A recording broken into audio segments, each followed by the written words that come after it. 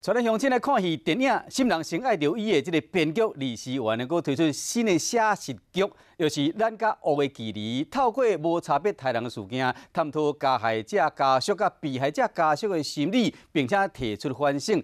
这出戏呢是谢静雯经过6年再度回来台湾拍戏，伊伫剧中甲温升豪扮一个翁仔某，不过呢无啥会合。和谢静雯讲，伊第一段婚姻，因本身就讲翁仔某袂合这方面，伊本人真有经验，和在场的人拢一直笑。立刻把自杀这2个字给我撤掉。就新闻工作者面对无差别杀人事件，应该安怎报道？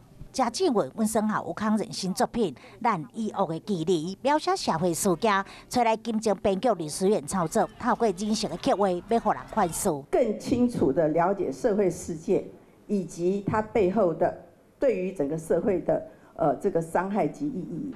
谢静雯表示，一开始就被剧本吸引，剧中伊甲温升豪演出一对夫妻，后生被人杀害，嘛有夫妻失和，当中有未少冤家戏出。伊讲，这拢是提前一段婚姻当作灵感。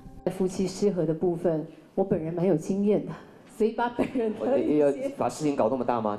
话一讲出来，现场拢咧笑，但是演律师的吴康仁都无遐尼轻松。这部戏嘛改变伊的价值观。选边站，你跟我的不一样，你就是坏人。那我站在这边，我就是好人。我们没有办法，我们不要这么神圣的看待自己，我们必须要去体谅一下对方。我本相信的善恶开始有无同的看法。公司甲 HBO 再度合作，要让国际看到属于台湾的议题甲作品。